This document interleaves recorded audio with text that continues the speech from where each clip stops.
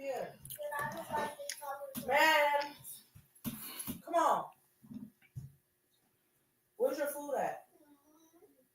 I said in your room, I will get your time and go in your own room. Can y'all come on? I'm trying to sit down and watch the class. Let's go. Go. Go.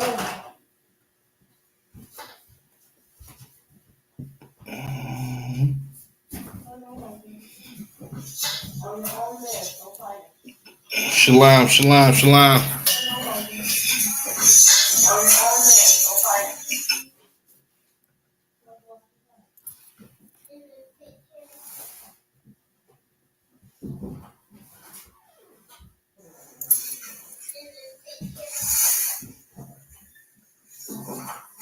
What the hell?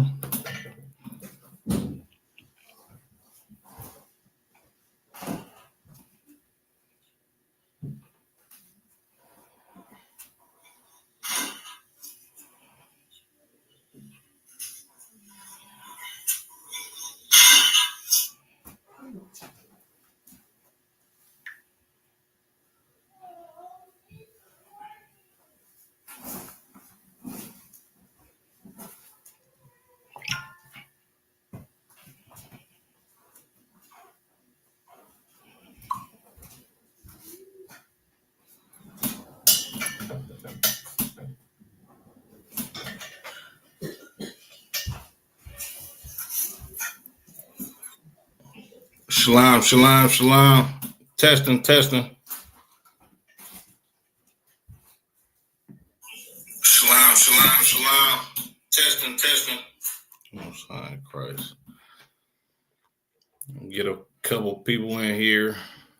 Get started in a second.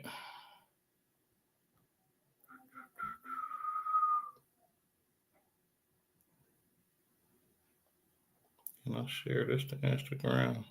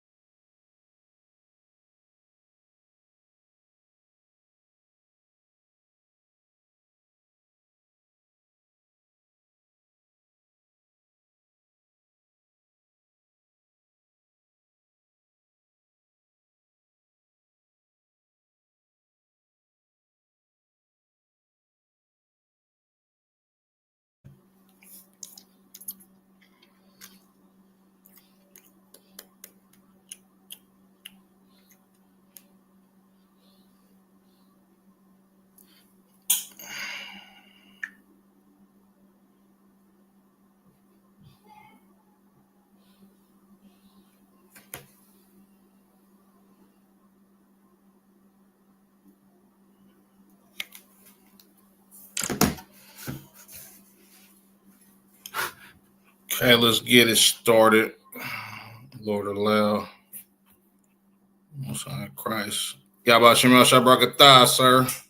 The water for tapping in as usual. Hey, if you could, sir, Baba Kashak, send a class to a couple people, and of course on social media and all of that good stuff. I'm trying to, grow this series because I think it's real important for us to know as a people the culture of these Caucasians and understand where we get it from. That's what I need.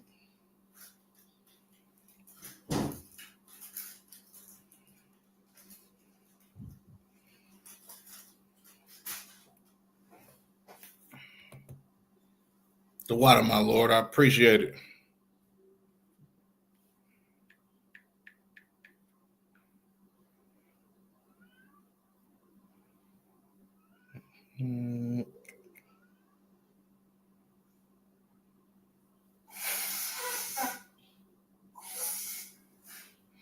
Luke 3 and 14. Give me 1 second, y'all. We're going to get it started in a second.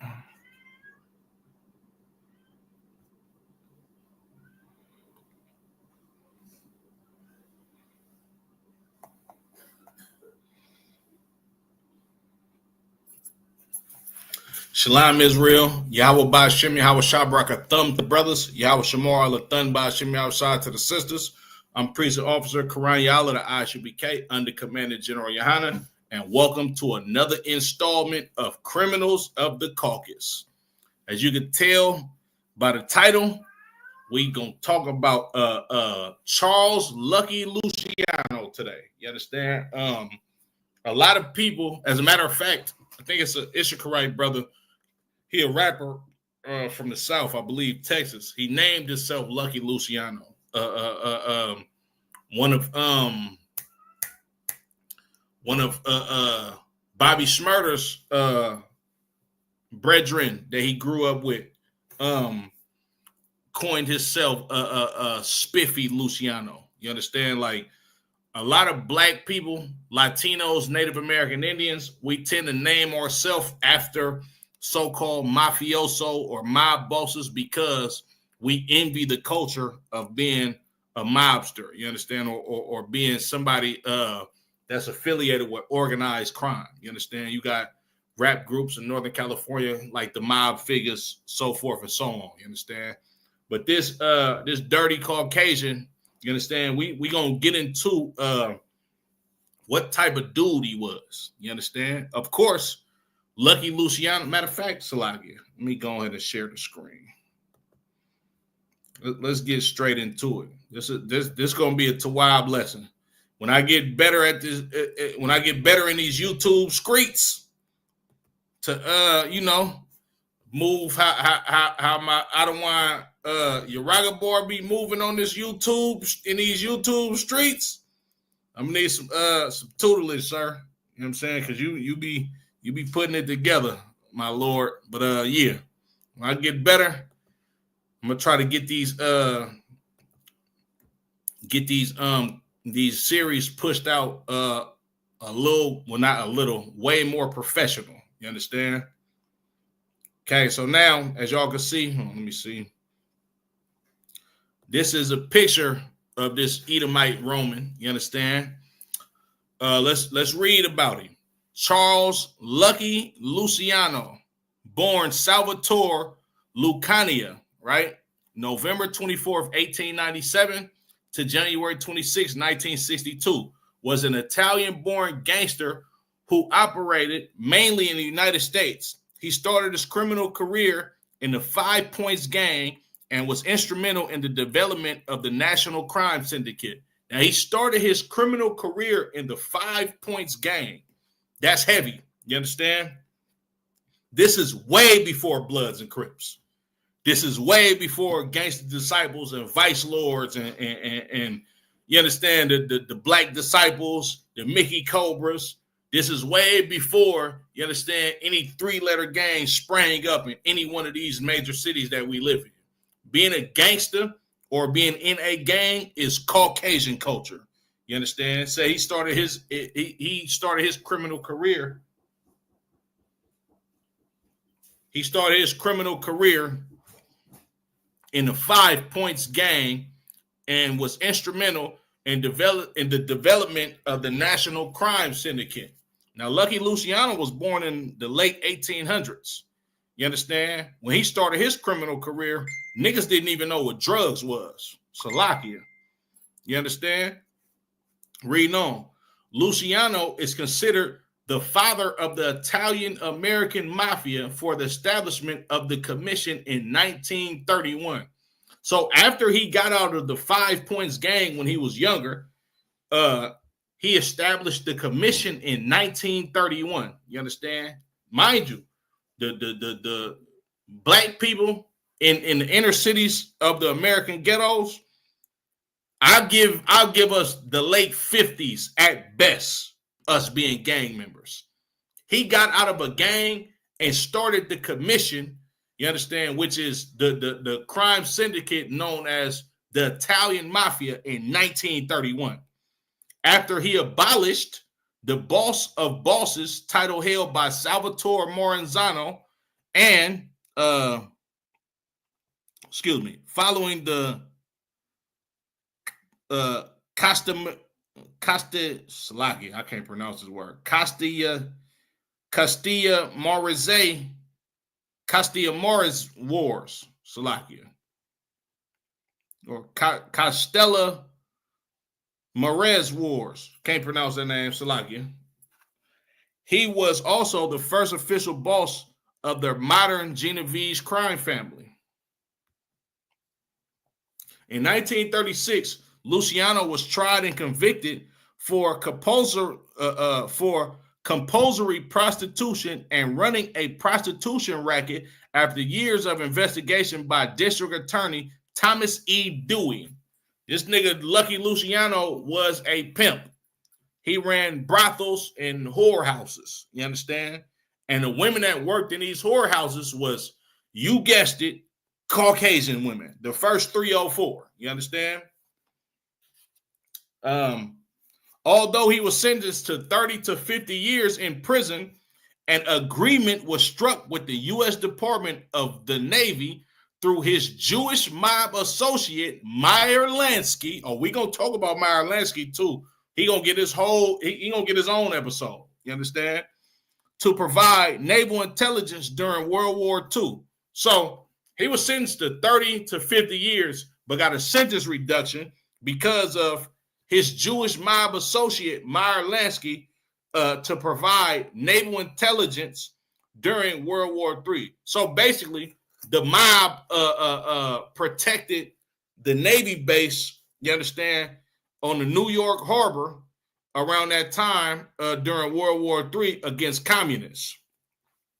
In 1946, for his alleged wartime cooperation, Luciano's sentence was commuted on the condition that he be deported to Italy. Luciano died in Italy on January 26, 1962. Now, a lot of people love Lucky Luciano in the black community, you understand? But what you don't know about Lucky Luciano is not only is he the father of organized crime for the mafia, but he is actually the reason why our grandfathers were strung out on heroin. And I'm gonna give you the history on that as well. Luciano died in Italy on January 26, 1962, and his body was permitted to be transported back to the U.S. for burial. Oh, Salagia.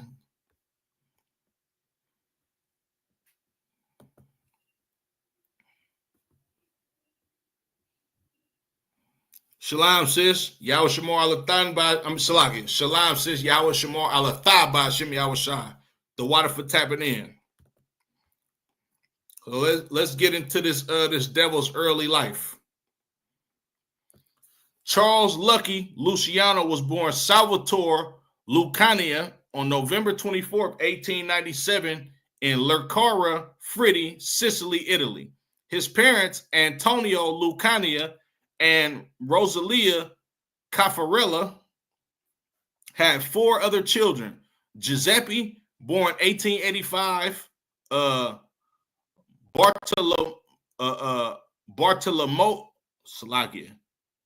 Bartolomeo, which I believe that's an Italian translation of Bartholomew, born 1819, I could be wrong. Flipper or Frenny, born 1901, and Corsetta, born in 1903. Luciano's father who worked in a sulfur mine, was very ambitious and persistent in eventually moving to the United States. In the last testament of Lucky Luciano, the mafia story in his own words, purported semi-autobiography that was published after his death, Luciano described how his father always purchased a new Palermo-based steamship company calendar each year and would save money for the boat trip by keeping a jar under his bed. He also mentions in the book that his father was too proud to ask for money. So instead, his mother was given money in secret by Luciano's cousin, Rotolo, who also lived in Lercaria Fritti. Although the book has largely been regarded as accurate, there are numerous problems that point to the possibility that it is in fact fraudulent. In fact, let me skip down because I don't really give a damn about that book.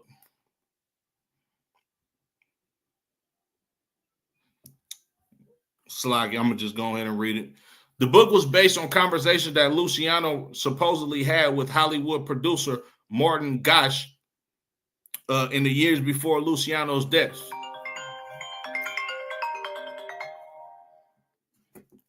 Hey, Shalom, Lord Christ. Salaki, let me call you right back. I'm in the middle of a class. All right, Shalom, Lord Christ. Salaki.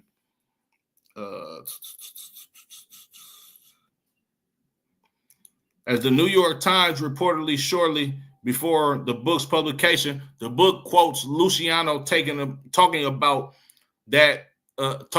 events that occur years after his death, repeat errors for previously published books on the American Mafia, and describes Luciano's participation in meetings that occurred when he was in jail. So the book, we don't really give a damn about that book, but we know about what he did in his own personal life, as far as documented, you understand, by his criminal history, right?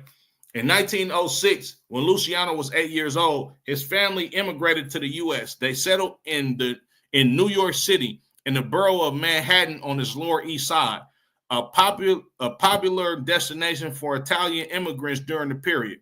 At age 14, Luciano dropped out and started a job delivering hats, earning $7 per week. After winning $244 in a dice game, Luciano quit his job and began earning money on the streets. That same year, Luciano's parents sent him to the Brooklyn Truancy School. As a teenager, Luciano started his own gang and became a member of the 5 Points gang, a member of the old 5 Points gang. Unlike other street gangs whose business was petty crime, Luciano offered protection to Jewish gangsters from Italian and Irish gangs for 10 cents per week. He began learning the pimping trade in the years around World War I. Luciano met Meyer Lansky as a teenager when Luciano attempted to extort Lansky for protection money on his walk home from school. Luciano respected the younger boy's defiant responses to his threats, and the two formed a lasting partnership. All right, so this is how he met the Jewish cat Meyer Lansky. Tried to extort him. Meyer Lansky wasn't going for it, so they became cool. It is not clear how Luciano earned the name Lucky. It may have come from surviving a severe beating and throat slashing by 3 men in 1929 as a result of his refusal to work for another crime boss, which is untrue. He went by the name Lucky way before then. The nickname may also be contributed to his luck at gambling or to a simple mispronunciation of his last name. It is not clear how his surname came to be rendered Luciano, and this too may have been the result of persistent misspelling by newspapers. From 1916 to 1936, Luciano was arrested 25 times on charges included assault, illegal gambling, blackmail, and robbery, but no time in prison. I don't know if they're going to talk about it, but I got a quick sidebar, right? Lucky Luciano, when he was a teenager, he was either a teenager or he was just coming into adulthood. They told you about how Lucky Luciano used to sell hats. That's true. But what they left out, and I don't know if they're going to bring it up in this article, but what they left out is while he was selling hats, he was actually selling heroin, you understand, or opium at that time. And Lucky Luciano was a big opium smoker when he was young, you understand? But eventually he got caught for dealing heroin or opium, you understand, when he was selling them hats. And in order to get his sentence reduced, Lucky Luciano actually told on Jewish gangsters who had heroin in bulk hidden in the trunk of cars. You understand? And that got his sentence reduced. So when you hear the Italian mafia and you hear the rumors of, oh, they didn't deal in drugs, that's a damn lie. And then also when you hear the rumor of Italian Italian mob members don't like snitches, or they don't deal with rats, you can see over and over and over again throughout their history how many of them Italian guys actually ratted on each other. Not to mention the Italian guys in the later years, but Lucky Luciano, be the founding forefather of the commission, was a goddamn rat himself. Quick sidebar, Salakia. Shalom, sis. Yahweh Shemal, Ataba, Shem Yahweh Shah. Matam Yah, Shalom, Yahweh Shem Yahweh Shah Barakatah. The water for y'all for tapping in. Okay, we'll just get back into it. On January 17th, 1920, the 18th Amendment to the United States Constitution took effect as prohibition was enforced for the next 13 years. The amendment prohibited the manufacture, sale, and transport of alcoholic beverages. Let me take a sip on that.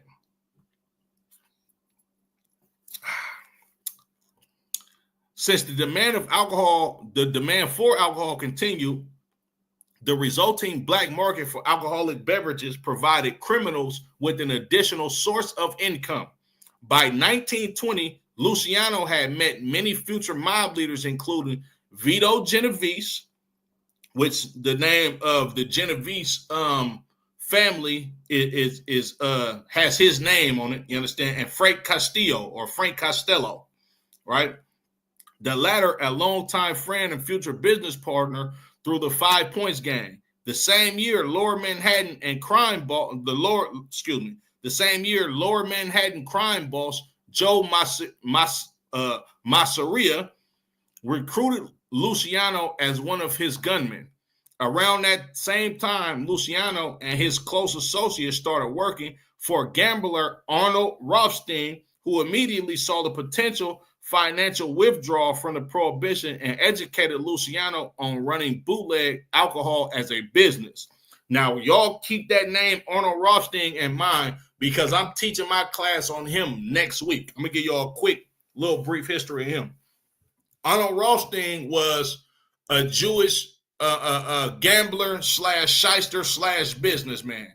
He's famous for fixing the 1919 World Series baseball game in his favor, and he won millions of dollars off of that. Well, he is the actual man that groomed Meyer Lansky, Bugsy Siegel, and Lucky Luciano to become businessmen versus just street cats.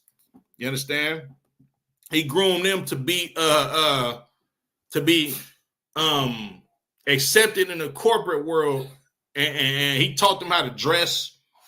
He taught them how to have manners. You understand? He taught them how to appear as somebody that had culture to them. He taught them to appear to be somebody with class, even though all of these goddamn Edomites was all criminals and low down dirty shysters. You understand? Salakia. Luciano, Costello, and Genovese started their own bootlegging operation with the financing from Rothstein. Rothstein served as a mentor for Luciano. Among other things, he taught how to move he taught how to move in high society and to dress stylishly. Remember, I told you he gave them the education on being a businessman or coming off to being an appealing businessman versus just being some street criminal that somebody in a higher up tax bracket wouldn't otherwise want to deal with. Rothstein employed Jack Diamond as a bodyguard and an enforcer. Luciano often worked with Diamond. He started selling heroin smuggled in from Montreal. In 1923, Luciano was caught in a sting selling heroin to undercover agents. Okay, they are going to talk about this.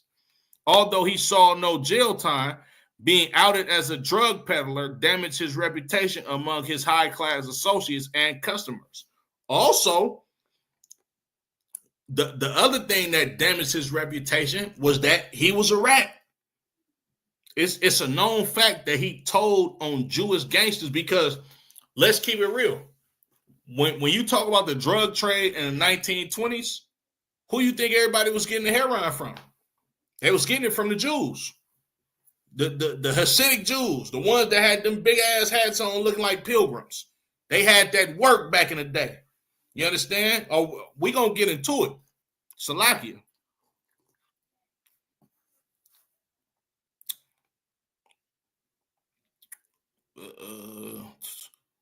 To salvage his reputation, Luciano bought 200 expensive seats to the Jack Dempsey Louis Furbo boxing match in the Bronx and distributed them to top gangsters and politicians. Now, why is he giving this to gangsters to rekindle his to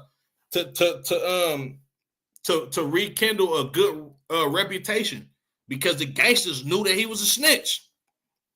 Rothstein took Luciano on a shopping trip to Wanamaker's department store in Manhattan to buy expensive clothes for the fight. The strategy worked, and Luciano's reputation was saved. By 1925, Luciano was grossing over $12 million per year and made a personal income of about $4 million per year from running illegal gambling and bootlegging operations in New York that also extended into Philadelphia.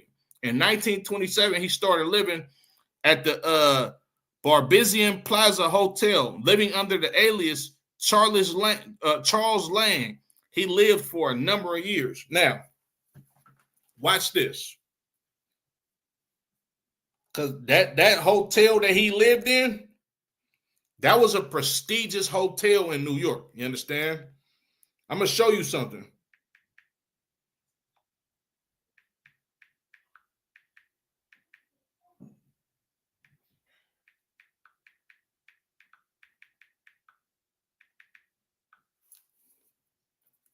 What's the name of it?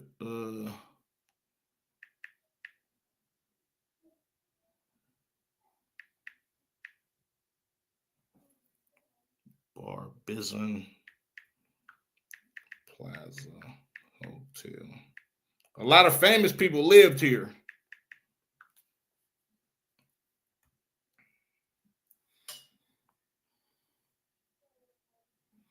Grace Kelly, Gene Tierney, Lauren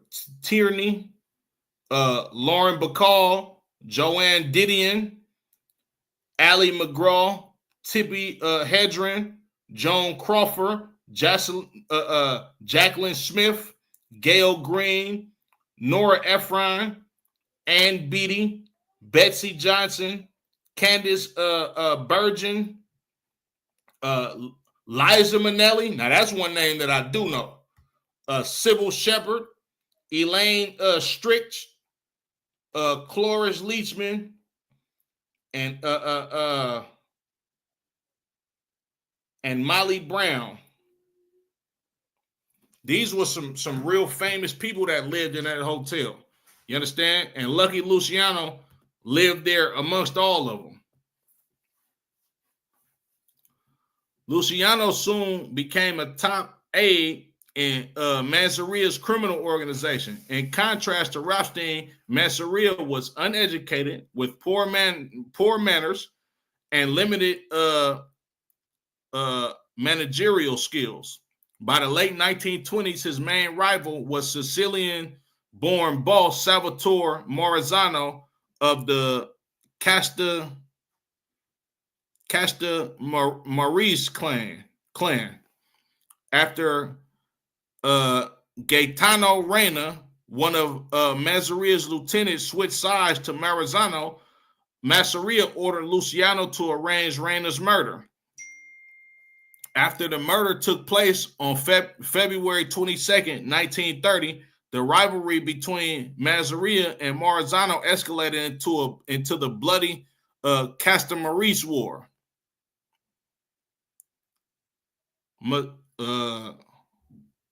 Masseria and Maranzano were mustache Pete's, older, traditional mafia bosses who had started their criminal careers in Italy. They believed in upholding the supposed old world mafia principles of honor, tradition, respect, and dignity.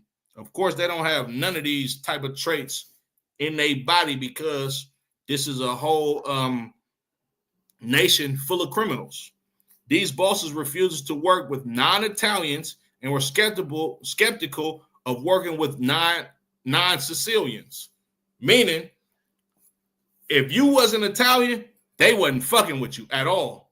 If you wasn't Sicilian, because a lot of people don't know this. In the Italian mafia, you can be Italian, but if your roots don't stretch back to Sicily, Sicily is basically their motherland.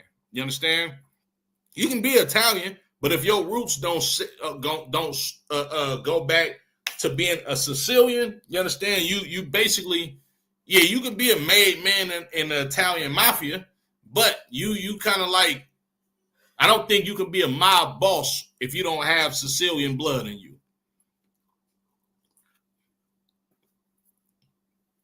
Some of the most conservative bosses work with only those men with roots in their own Sicilian village.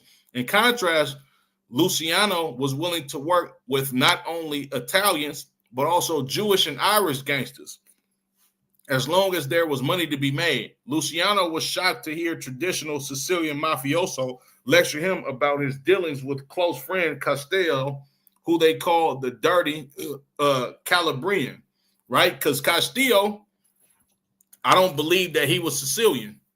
He was of Italian descent, but his roots didn't go back to Sicily.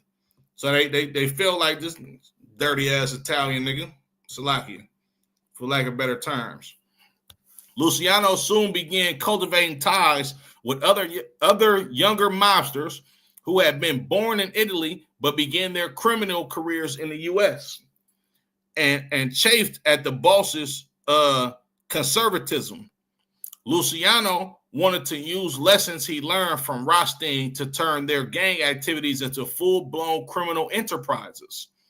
So, Lucky Luciano, him being trained by Jewish mobsters as far as getting out of the traditional way to be a gangster, because these Sicilians and these Italians, you understand, like the old heads that got their game from being criminals back in Italy, they didn't give a damn about American society. These niggas was dirty. They was ruthless. You understand? They was uneducated. They didn't have no goddamn manners. They just rocked how they rocked. But these Jewish cats, they was kind of like more upscale, elegant gangsters, you understand? To where they can rub shoulders with the elite of the people in this country. Like Joe Maranzano, he'll never be able to sit down with anybody like Arnold Rothstein. Arnold Rothstein would have looked at that nigga like, man, this dirty ass Italian nigga up out of here, man. This nigga ain't got no manners. You know what I'm saying? Like, but Lucky Luciano, him being younger than him and him being somebody that he can train to be an upstanding gentleman as far as being able to rub shoulders with people that have class, he groomed Lucky Luciano to be a person that can walk into a boardroom meeting, you understand, and further their business on a corporate global level versus just being a street criminal. You understand?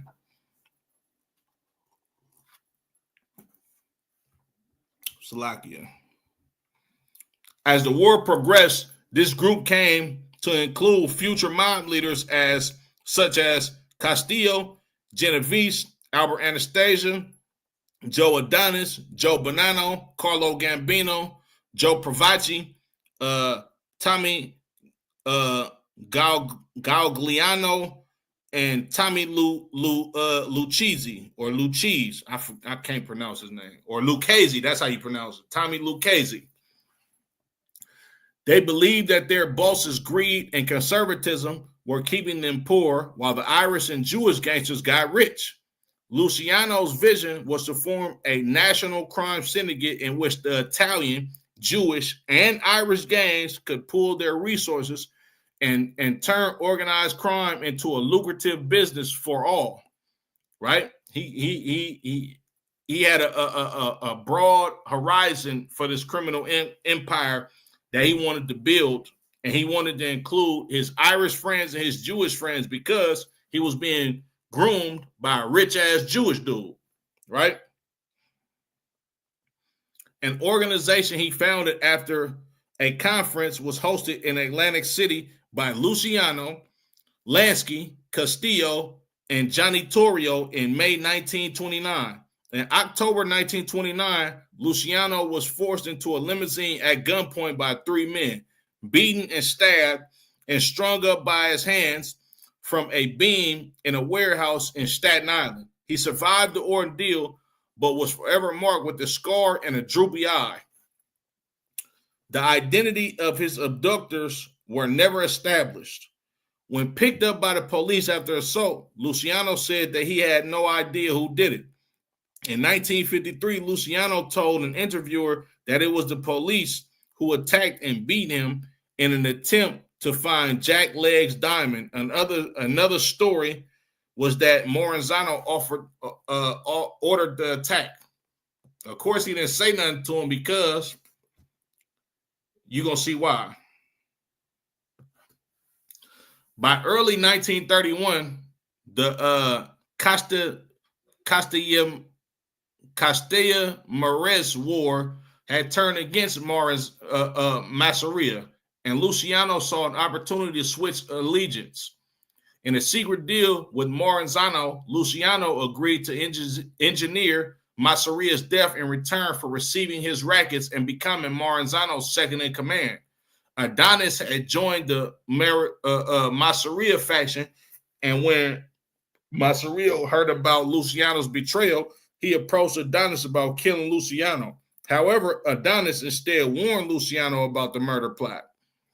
On April 15, 1931, Masseria was killed at Nuevo Villa Tomorrow, a Coney Island restaurant in Brooklyn. While they played cards, Luciano allegedly excused himself to the bathroom, at which point, reportedly, Anastasia, Genovese, Adonis, and Benjamin Bugsy Siegel entered the restaurant. Ciro Terranova drove the getaway car, but legend has it that he was too shaken up to drive and had to be shoved out of the driver's seat by Siegel. With Moranzano's blessing, Luciano took over Masseria's gang and became Moranzano's lieutenant, ending the Castilla-Mares War. With Masseria gone, Moranzano reorganized the Italian-American gangs in New York City into 5 families, headed by Luciano, Provaci, Gagliano, Vincent Mangano, and himself. Moranzano called a meeting of crime bosses in Wappingers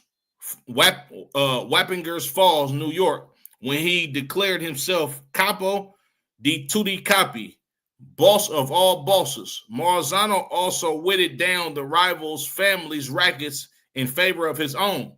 Luciano appeared to accept these changes, but was merely binding his time for removing Maranzano, a snake. He wanted to get rid of both of these cats. You understand? The first mob boss that he put the hit out on, you understand? And this other mob boss that he wanted to get out the way because he wanted to be the boss of all bosses. Although Maranzano was slightly more forward-thinking than Masseria, Luciano had come to believe that he was even greedier and more hidebound than Masseria had been. So, like, these goddamn Italian names is messing me up. By September 1931, Maranzano realized Luciano was a threat and hired Vincent Cole, an Irish gangster, to kill him. However, Lucchese alerted Luciano that he was marked for death. On September 10th, Maranzano ordered Luciano, Genovese, and Castillo to come to his office at the Helmsley building in Manhattan. Convinced that Maranzano planned to murder them, Luciano decided to act first. He sent Maranzano's office, he sent to Maranzano's office Lucchese and 4 Jewish gangsters secured with the aid of Lansky and Siegel, whose faces were unknown to Maranzano's people. Disguised as government agents, 2 of the gangsters disarmed Maranzano's bodyguard. Lucchese identified Maranzano to the other 2 gangsters, who proceeded to stab the boss multiple times before shooting him. This assassination was the first of what would later be fabled as the Night of Sicilian Vespers. Several days later, on September 13th, the corpses of 2 Maranzano's allies, Samuel Monaco and Luis Russo, were retrieved from Newark Bay, showing evidence of torture. Meanwhile, Joseph Siragusa, leader of the Pittsburgh crime family, was shot to death in his home. The October 15th disappearance of Joe Ardizzoni, head of the Los Angeles crime family, will later be regarded as plot of his alleged plan to quickly eliminate the Mustache Pete's. The idea of an organized mass purge directed by Luciano has been debunked as myth. I doubt that's a myth. This how these white boys get down.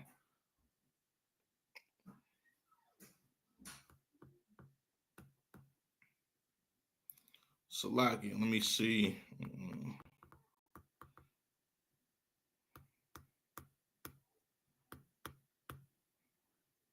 Okay.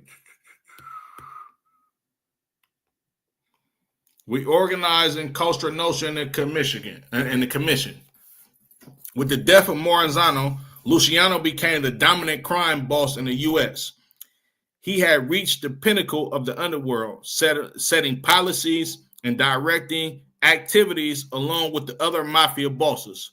His own crime family controlled lucrative criminal rackets in New York City, such as illegal gambling, extortion, bookmaking, loan sharking, and drug trafficking. Italians have always been drug dealers.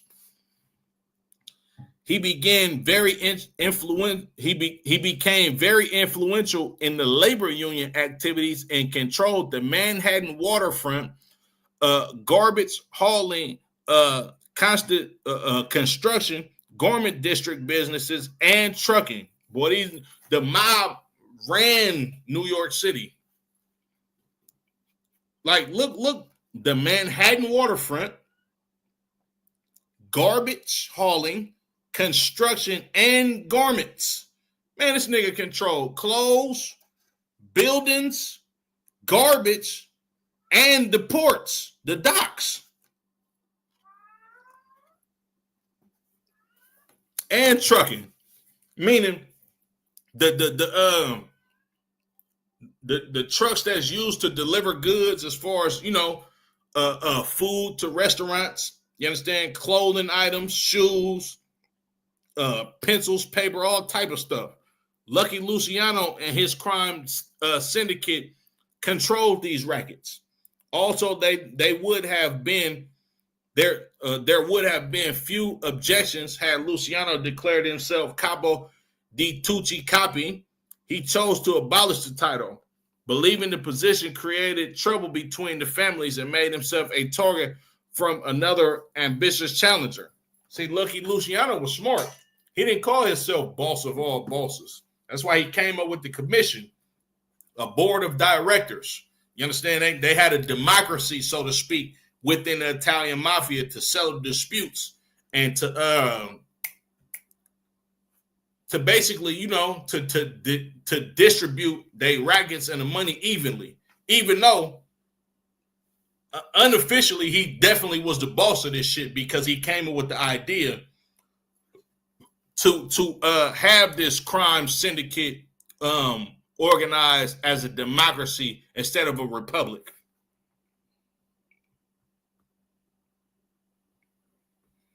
Instead, Luciano chose to quietly maintain control by forging unofficial alliances with other bosses. At the same time, Luciano did not discard all of Maranzano's changes, as he believed that the ceremony of becoming a made man in a crime family was a Sicilian anachronism, meaning in order to be a made man or somebody that's a part of this Italian or Sicilian syndicate, you understand, they was going to keep the old rules in place because he didn't want to throw out the basis of becoming a mob member or a mafioso or somebody that was a made man in their life. You understand? So he kept the ceremony of becoming a made man. Genovese ultimately persuaded Luciano to keep the ceremony, arguing that the young people needed rituals to promote obedience to the family. Luciano remained committed to omerta, the oath of silence, to protect the families from legal prosecution. In addition, he kept Maranzano's structure of the 5 crime families in New York. He still was a rat, though. You understand? Luciano elevated his most trusted Italian associates to high-level positions in what was now the Luciano crime family. Genovese became underboss, and Castello consigliere. Adonis Michael Triggermite Coppola, Anthony Strollo, Willie Moretti, and Anthony Carfano all served as capo regimes. So Luciano was basically the boss. Vito Genovese, he became the underboss. And these other guys that was named in his family, these were the capo regimes or the captains. You understand? And if I may, I'm going to just pause it real quick, right? I'm going to get into the founders of the drive-by shootings.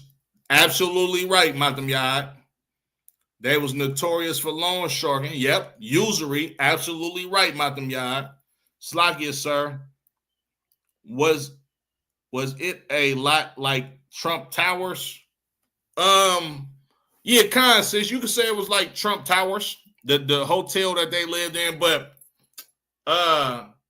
you can Google the Plaza Hotel in Manhattan. You understand? It's an upscale hotel. You understand? Salakia, didn't the Moors mix with the Sicilians? I believe so. I believe they did mix with the Sicilians. To answer your question even more, or to drive your point home even more, Madam Yad, you got to remember, the children of Israel, we lived in the Roman Empire. You understand? So, of course, our brothers and sisters mixed. Matter of fact, Salakia, Herod, King Herod, who was an Italian, you understand, or Edomite, that was set up by the Italians, you understand? He would be known as an Italian. Well, Herod's mother was an Israelite woman, and his father was an Edomite. You understand? So, yeah, to answer your question, yeah, Khan, you absolutely right. Slovakia, getting back into it. Because Lansky and Siegel were non-Italians, neither man can hold official positions with any mafia family. However, Lansky was a top advisor to Luciano and Siegel was a trusted associate. Yeah, because Meyer Lansky and Bugsy Siegel, them being Jewish, you understand? These was his friends. And he learned his legitimate business ways from a Jew. Not only did he learn his ways from a Jew, what was his name? Arnold Rothstein wouldn't even dealt with Lucky Luciano if it wasn't for Meyer Lansky. So they wasn't officially a part of the Italian mafia, but they was a part of that crime syndicate as well. Later in 1931, Luciano called a meeting in Chicago with various bosses who were proposed a commission, who he proposed a commission to serve as the governing body for organized crime, designed to settle all disputes and decide which families control which territories. The commission had been called Luciano's greatest innovation. His goals with the commission were to quietly maintain his power over all the families and to prevent future gang wars. The bosses approved the idea of the commission. Yeah, of course, the bosses approved the idea of the commission because the majority of the people that sat on the commission was not Italians. They like, we don't want you crazy ass Romans going to war with each other. How you got to the top, nigga? Yeah, we need this commission. The commission was originally composed of representatives of the 5 families of New York, the Buffalo crime family, and the Chicago outfit. Later, the crime families of Philadelphia and Detroit were added, with smaller families being formally represented by a commission family. Also, who was a part of that commission family in later years, they're gonna talk about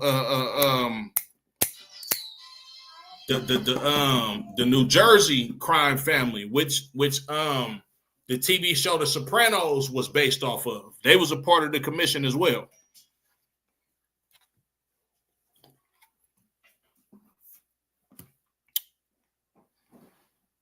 The commission also provided representation for Jewish criminal organizations in New York.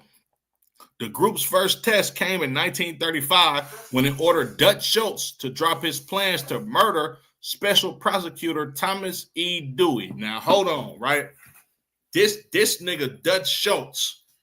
Somebody get in the comments if y'all remember the movie Hoodlum. Salakia, sir. Which family did DA? Mana I'm assist. What do you mean? Which family did DA?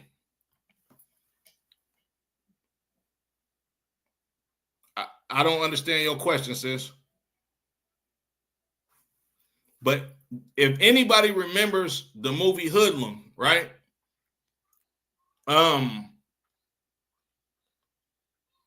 The brother Lawrence Fishburne, he played Ellsworth Bumpy Johnson. Babe, what's that show we was watching that was talking about Bumpy Johnson? So I guess, sir, which family did Sammy Davis Jr. affiliate? I'm not sure, sis. I'm not sure, but Sammy Davis Jr. It of course it had to be one of the New York families that he affiliated with. Sammy Davis Jr. was well tied in to the Italian mafia. You understand? Sammy Davis and the Rat Pack. You understand? But I'm not sure. I'm not sure exactly, sis. But when you read about the Jewish gangster Dutch Schultz, right? Dutch Schultz was famous for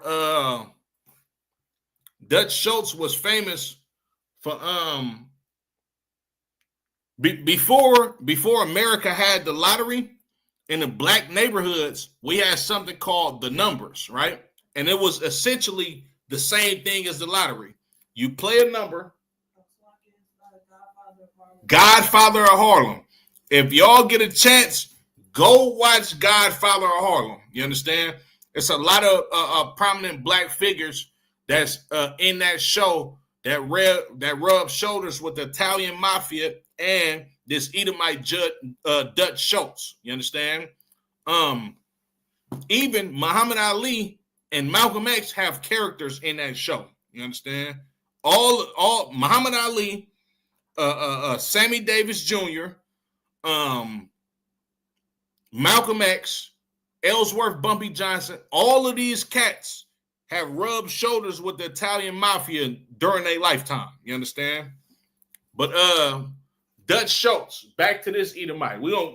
I gotta do a special on him too, Salakia. But Dutch Schultz, he was famous for trying to take the numbers racket from forget the lady's name. She was like they used to call her the Queen of Harlem. You understand? The facts, Salakia. Give me 1 second.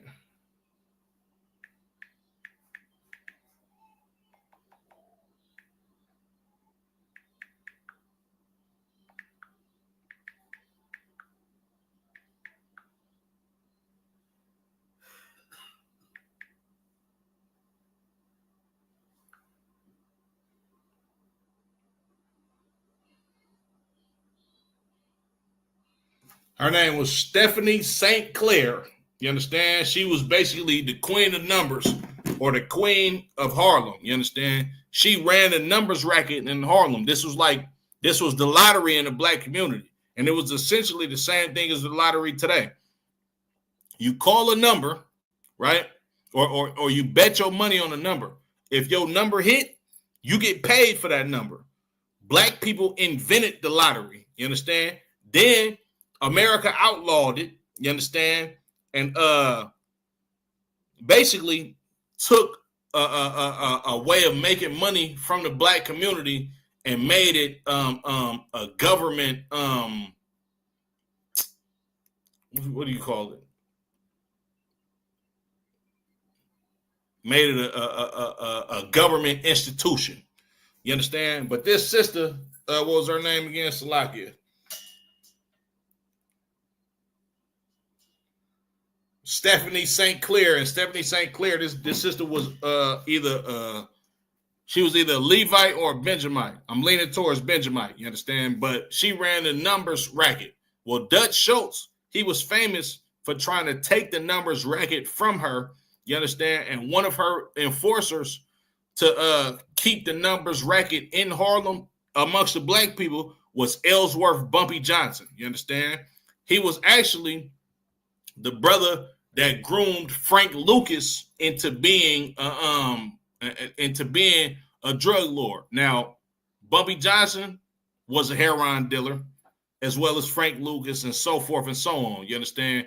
These brothers, and it's no different than your gang leaders of the latter times.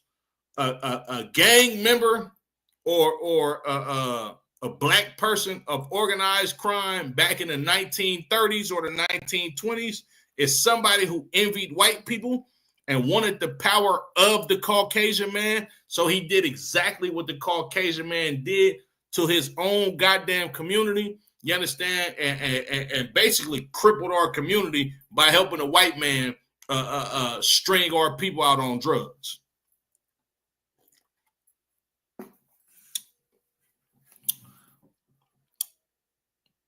Ellsworth Bumpy Johnson, Frank Lucas, who else? Tookie Williams, T. Rogers, who started the Bloods or the Jungle's Blood gang in Los Angeles as he came from Chicago. Larry Hoover, David Barksdale, what's the guy that the brother that started the Mickey Cobras, the brother that started El Rukin or the Black P Stones in Chicago, all of these brothers have one thing in common. These niggas help bring down the black community because they envy white men and want to be just like them. You understand? As well as Tookie Williams and whoever else the hell you want to name. Raymond Washington. You understand? So forth and so on. Okay. An enraged Dutch Schultz said he would kill Dewey anyway and walked out of the meeting.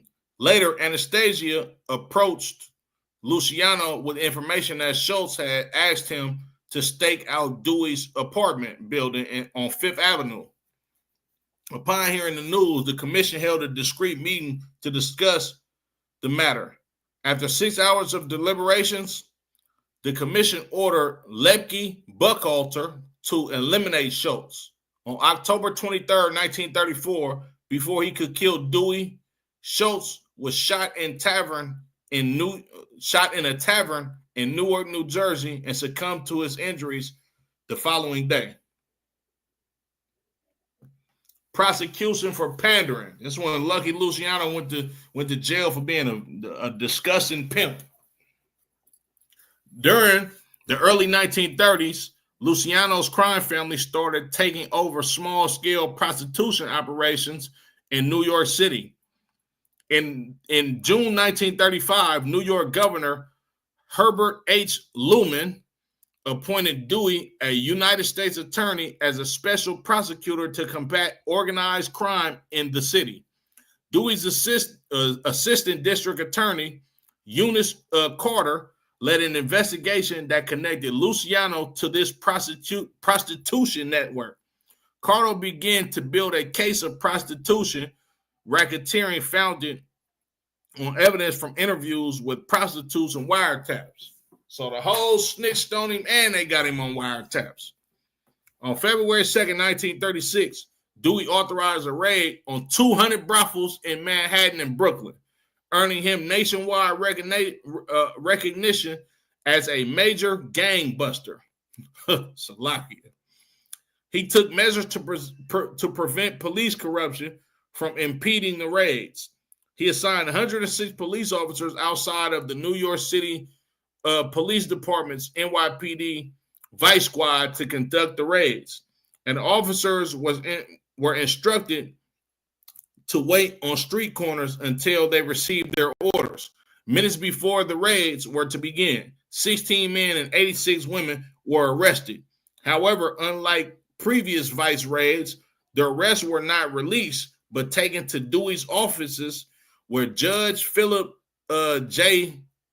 McCook set minimum bails of U.S.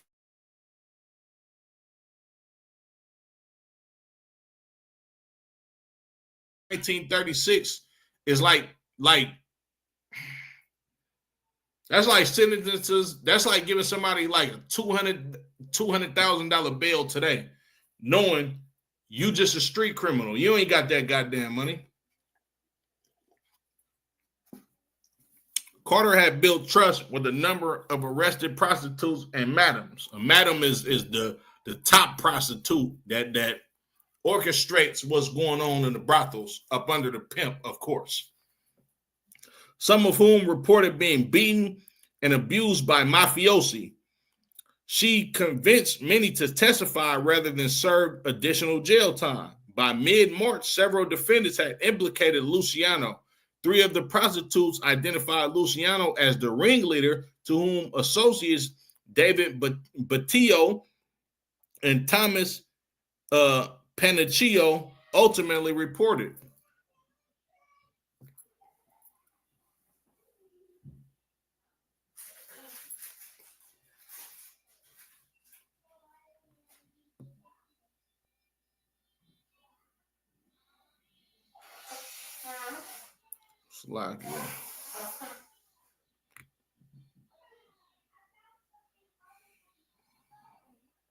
In late March 1936, after receiving a tip of his imminent arrest, Luciano fled to Hot Springs, Arkansas. A New York detective in Hot Springs on a different assignment spotted Luciano and notified Dewey. On April 3rd, Luciano was arrested in Hot Springs on a criminal warrant from New York, charging him with 90 counts of compulsory prostitution.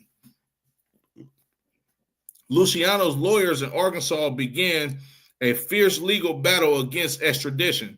On April 6th, Oni Madden, one-time owner of the Cotton Club, offered a $50,000 bribe to Arkansas's Attorney General Carl E. Bailey to facilitate Luciano's case. However, Bailey refused the bribe and immediately reported it. Damn.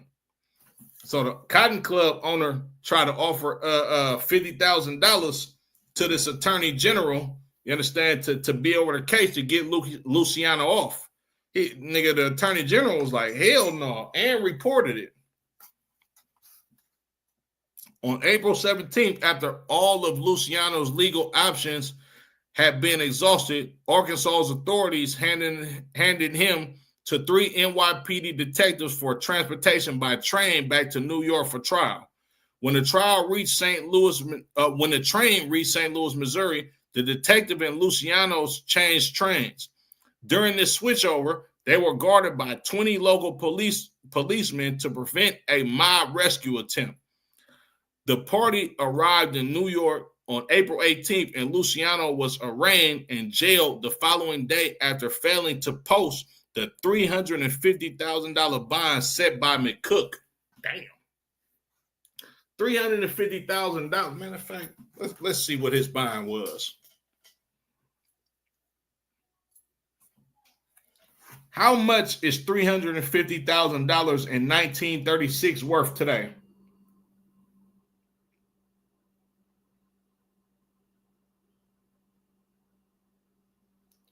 God damn. Hell no. It's a $350,000 in 1936 is worth $7.9 million. Oh, shit. This nigga wasn't going nowhere. He probably had it too. Matter of fact, he for sure had it. You understand? But, of course, they don't want to know where this wealth came from. On May 11, 1936, Luciano's pandering trial began. Dewey personally prosecuted the case that Carter had begun against Luciano and 12 co-defendants. He accused Luciano of being part of a massive prostitution ring known as the bonding combination. He also exposed Luciano for lying on the witness stand through direct quizzing and recording of telephone calls. Luciano could not explain why his federal income tax record claimed he made only $22,000 a year while he was obviously a wealthy man. Dewey ruthlessly pressed Luciano on his long arrest record and his relationships with well-known gangsters such as Mazaria, Terra Nova, and Buckalter. On June 7, Luciano and his remaining 8 co-defendants each were convicted on 62 counts of compulsory prostitution. On June 18th, Luciano was sentenced to 30 to 50 years in state prison. Jesus. They got that boy football numbers. You are the starting running back for whatever Sing prison, or I don't know if Clinton Correctional Facility was out at that time in New York, but y'all get it. In his book, Five Families, longtime New York Times organized crime columnist Selwyn Raab wrote that a number of scholars have questioned whether Luciano was directly involved in the bonding combination. According to Raab, there was evidence that Luciano profited from prostitution, and several members of his family ran a protection racket that ensnared many of New York's madams and brothel keepers.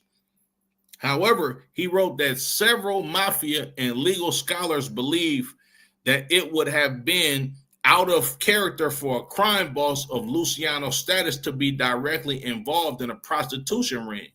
Raab wrote that the evidence Dewey presented against Luciano was astonishingly thin, and argued that it would have been more appropriate to charge Luciano with extortion.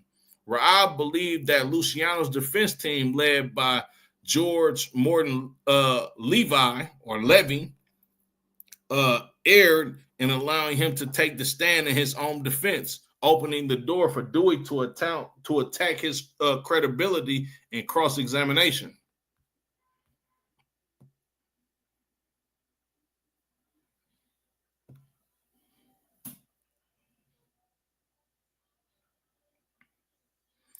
All four of the prostitutes who directly implicated Luciano in the bonding combination, Nancy Presser, Mildred Harris, Thelma Jordan, and Florence Cokie Flo Brown, recanted their testimony after the trial, and at least two of Luciano's contemporaries have denied that he was ever part of the combination. In her memoirs, New York City Madam Palom Adler wrote that if Luciano had been involved with the combination, she would have known about it. Bonanno, the last surviving contemporary of Luciano's who was not in prison, also denied that Luciano was directly involved in prostitution in his book, A Man of Honor. Bonanno believed that several of Luciano's soldiers used his name to intimidate brothel keepers into paying for protection, and argued that Dewey built his case not so great against Luciano as against Luciano's name. Key witnesses at Luciano's trial testified that he was involved with prostitution, racketeering, and frequently discussed the sex industry business, once describing it as the same as the A&P stores or a large syndicate and the same as chain stores, ordering and underlining to go ahead and crack the joint when a brothel fell behind in its kickbacks. One witness testified that Luciano's working out of his Waldorf Astoria suite personally hired him to collect from brokers and madams. Man, this nigga was fully involved in the prostitution. Luciano continued to run his crime family. Luciano continued to run his crime family from prison, relaying his orders through acting boss Genovese. In 1937, Genovese fled to Naples to avoid an impending murder indictment in New York. So Luciano appointed his consigliere, Castillo, as the new acting boss and overseer of Luciano's interest. Luciano was the first in prison at Sing Sing. Damn, I didn't even know he went to Sing Sing, Slovakia. I did not know that. Luciano was the first in prison at Sing Sing Correctional Facility in Ossining, New York. Later in 1936, authorities moved him to Clinton Correctional Facility in Dannemora. I did not know. Look, I know y'all might not believe me. I didn't know he was locked up in Sing Sing or Clinton Correctional Facility, Slovakia, a remote facility far away from New York City.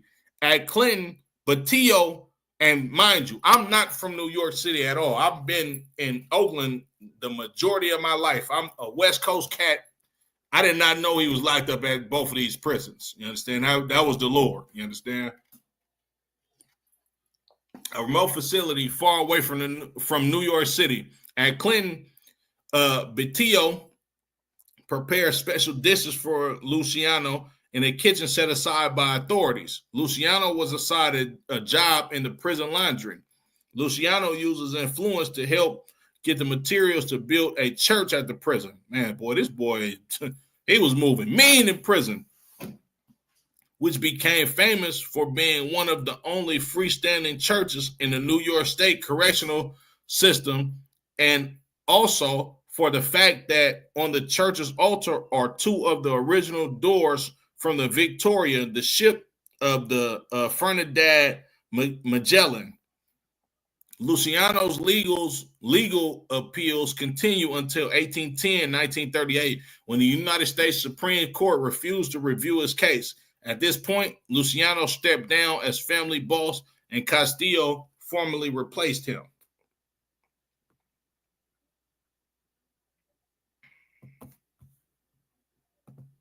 Slovakia.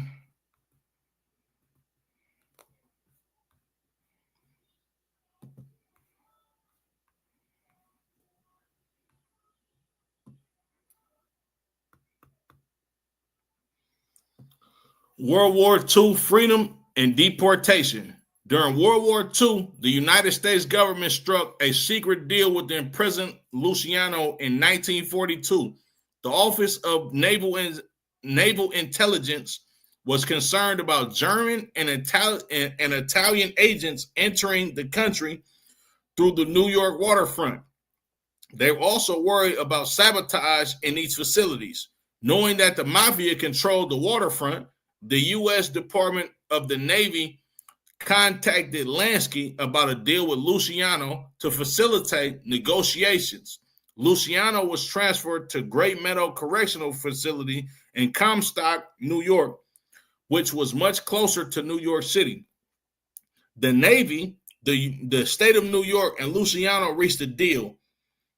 In exchange for a communication for a commutation of his sentence, Luciano promised the complete assistance of his organization in providing intelligence to the Navy.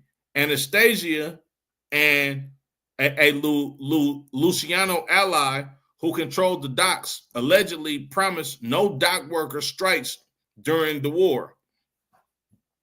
In preparation for the 1943 Allied invasion of Sicily, Luciano allegedly provided the U.S. military with Sicilian mafia contracts. The collaboration between the Navy and the mafia became known as Operation Underworld. Boy, this nigga was a snitch. He was a drug dealer. He was a pimp.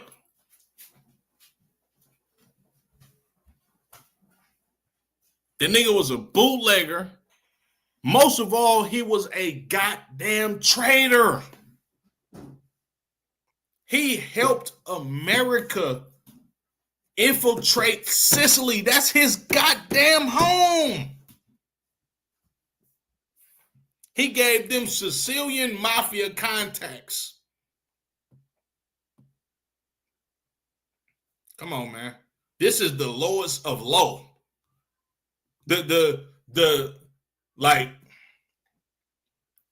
These Caucasians are base men. You understand? Like, they have no morals. Hence the name Criminals of the Caucasus. The value of Luciano's contribution to the war efforts is highly debated. In 1947, the naval officer in charge of Operation Underworld discounted the value of his wartime aid. That don't even matter. He had to come up with something. He had to help out the United States because the nigga got exonerated. He got immunity for his crimes. A 1954 report ordered by non-governor Dewey stated that Luciano provided many valuable service to the naval intelligence. The enemy threat to the docks, Luciano allegedly said, was manufactured by the sinking of the SS Normandy in the New York harbor, supposedly directed by Anastasia's brother, Antonio Anastasio. However, the official investigation of the ship sinking found no evidence of sabotage.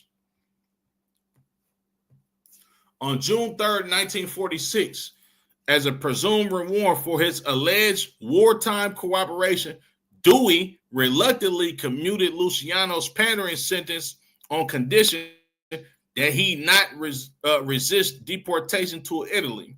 Luciano accepted the deal, although he still maintained that he was a U.S. citizen and not subject to deportation. Boy, hey, look, these white boys played dirty. That nigga said, you helped us infiltrate Sicily and do damage to them during this war? All right, for sure. Take your ass back to Sicily. Fed him to the wolves. You understand? On February 2nd, 1946, two federal immigration agents transported Luciano from Sing Sing prison to Ellis Island in New York Harbor for deportation proceedings. On February 9th, the night before his departure, Luciano shared a spaghetti dinner on his freighter with Anastasia and 5 other guests.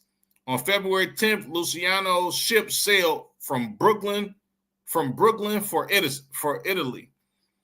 On February 28th, after a 17-day voyage, the ship arrived in Naples. On arrival, Luciano told reporters he would probably reside in Sicily. Not only did he get to kick it with some of his men before he got shipped back, they gave his ass hella money too. In October 1946, Luciano secretly relocated to the Cuban capital of Havana, first taking a freighter from Naples to Caucasus, Venezuela, then a flight to Rio de Janeiro, Brazil, before flying to Mexico City and doubling back to Caracas, where he took a private jet to Camagüey, Cuba, finally arriving on October 29th. He was then driven to Havana, where he moved into an estate in the Miramar section of the city. Luciano wanted to move closer to the U.S. so that he could resume control over American mafia operations and eventually return home. He already established a major investor in Cuba gambling and hotel projects. Lansky suggested Luciano and Siegel invest $500,000 to fund Luciano's casinos. Lansky delivered the money to Cuban dictator Fulgencio Batista, who guaranteed US $3 or US $5 million annually. This is before what's his name?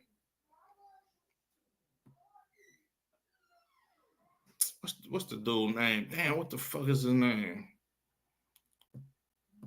The Cuban dictator. I can't remember his name right now, but this was before him.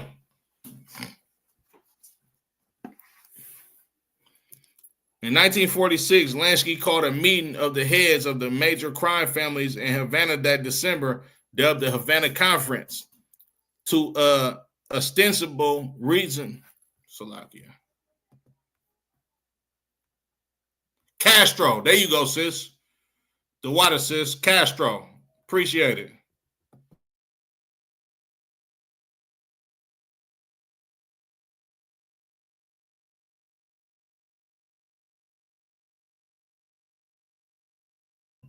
The water, sis. Fidel Castro. Absolutely. This was before Fidel Castro.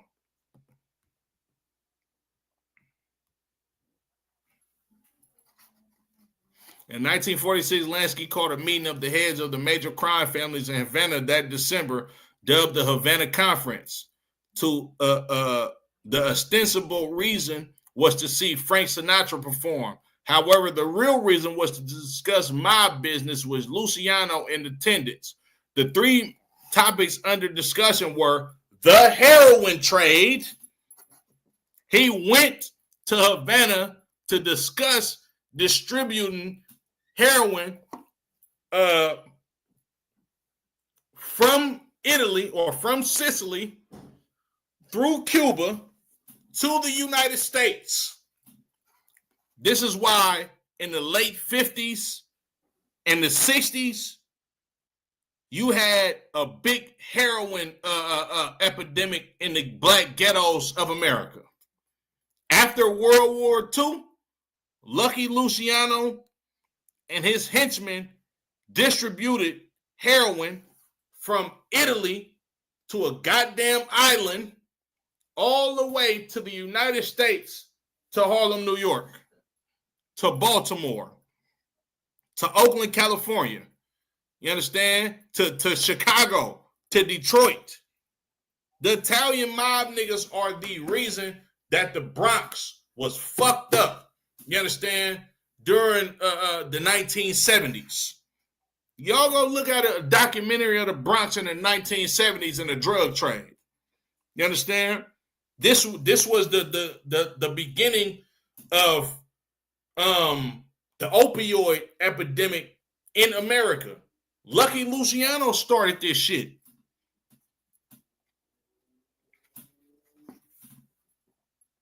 He the one who crippled the black community. And then they used niggas like Bumpy Johnson, Frank Matthews, Frank Lucas. You understand? Out here in Oakland, Felix Mitchell. You understand? And so forth and so on. The heroin trade came from the Italian mob and the Jewish mob. Jewish and Italian people are the reason why drugs have infested our community since the 1950s.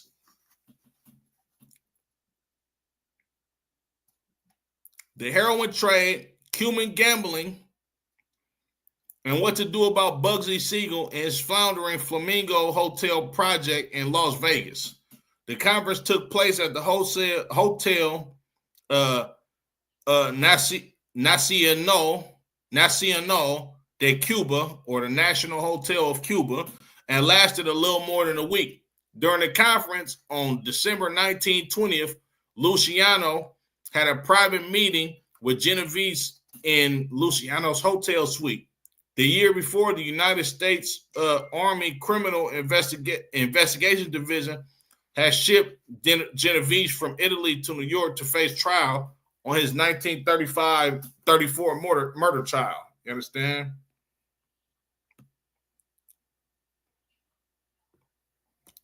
But y'all get it. You understand?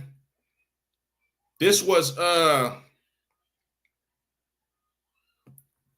up until Lucky Luciano got deported. Hold on. Up until Lucky Luciano got deported, you understand? And even after he got deported, he had one thing on his mind: crime. How to continue to get rich.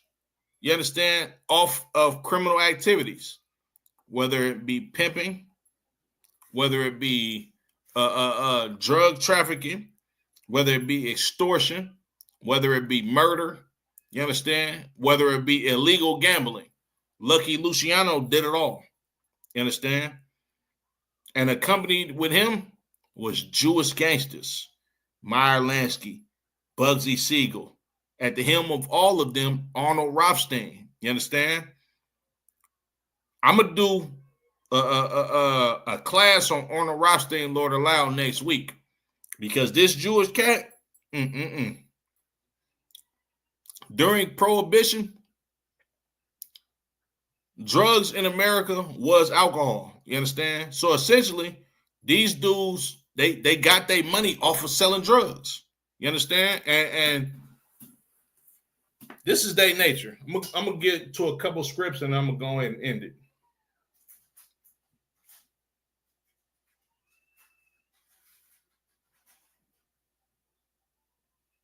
The book of Luke chapter 13 and Luke chapter 3, in verse 14.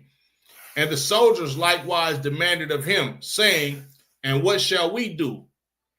These are the soldiers, you understand, that's asking the priest and prophet of the Lord, like, okay, what shall we do? You understand? What like us being Israelites and us being soldiers in an Italian band, what should we do? Like what's required of us, right?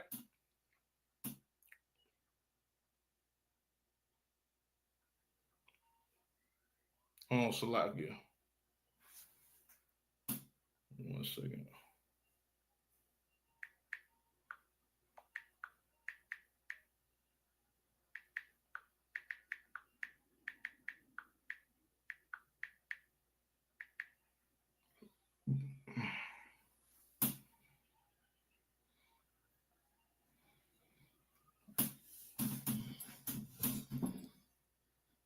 I want to say this is Paul speaking, but the soldiers is asking of him, like, what shall we do? You understand? Like what's required of us? You understand? Us being of this type of this type of profession that we have in this empire. Like, these soldiers are essentially the same thing as the police in this empire. You understand? But they were working up under the rulership of the Romans or the Italians or the Sicilians. You understand? And this is what the brother said to them, right? After they asked, what should we do, right? And he said unto them, do violence to no man. You understand why he's saying do violence to no man? This is a class about a filthy, stinking heathen. You understand? A vile vagabond of a base man named Lucky Luciano. You understand? Or Charles Lucania, right? That's what he was born. Salvatore Lucania, right? This was an Italian, essentially a Roman. And you see what he did? He did violence to men. He extorted men. He did every evil thing that you could think of under the sun. And these brothers that was a part of the Italian band or Italian soldiers or the Italian police at that time, they asked the priest and the prophet, us being Israelites, what shall we do? I have this job as an Italian soldier. I am the police. What should I do? And this is what the brother said to them. He said, do violence to no man. Don't do violence to any man. You know why? Because this is the culture of Italians. To do violence to somebody unjustly. Ain't that what Lucky Luciano did? Ain't that what the Italian mafia did?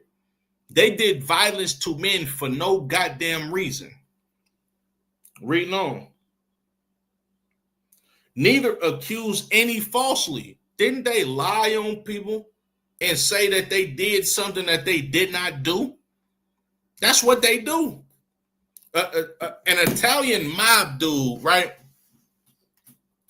They will lie on you, provoke you to be a rat or a snitch, or saying that you wronged them in business and stole money just so you can be unalived, so they can take your woman. Just so you can be unalived, so they can take your racket from you, or your means of work from you. You understand? Or your livelihood from you. They would do that. Reading on. And be content with thy wages. He also told these soldiers, be content with what you get paid for the job. Meaning, don't extort people. Don't rob and steal from people. Ain't this what the mob did? Ain't this what Italian principles are founded on as far as organized crime? Before they were selling drugs, they were extorting people, telling you, oh, you might need protection. Man, look, I don't know, man. I don't want to see nothing happen to this fine business of yours, because sometime in the near future, somebody might bust the windows out. Somebody might come in here and ransack the whole place, man. Look, you pay us for protection. Won't none of that happen to you. That's the culture of Italian people. That's the culture of Edomites in general. I don't give a damn if you're from Albania. I don't give a damn if you're from Greece, Great Britain. You understand? Spain. I don't give a damn if you're from the Netherlands, America. You understand? South America. If you a goddamn Edomite, crime is your culture. This has been another episode of Criminals of the Caucasus. Make sure y'all like, share the class. The water to y'all for rocking out with me. You understand? I'm gonna give a shout out to my people out here in the chat.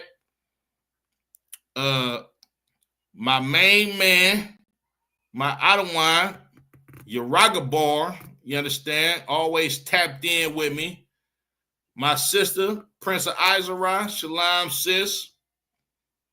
My brother, Trooper Matam Yad, the water for tapping in. I appreciate you. My sister, my Salaki, my Naima, the water for tapping in, sis. I definitely appreciate your comments. I definitely appreciate your feedback, questions, everything. You understand? Y'all make sure y'all tune in for another week of another installment. Hey, the water to you, sis. The pleasure was all mine. You understand? Make sure y'all tune in next Sunday for another Criminals of the Caucasus. I'm gonna try to give y'all the history of what was his name? Arnold Rothstein. I'm gonna have to do some extensive research about this Jewish devil, cause yeah, I've been looking.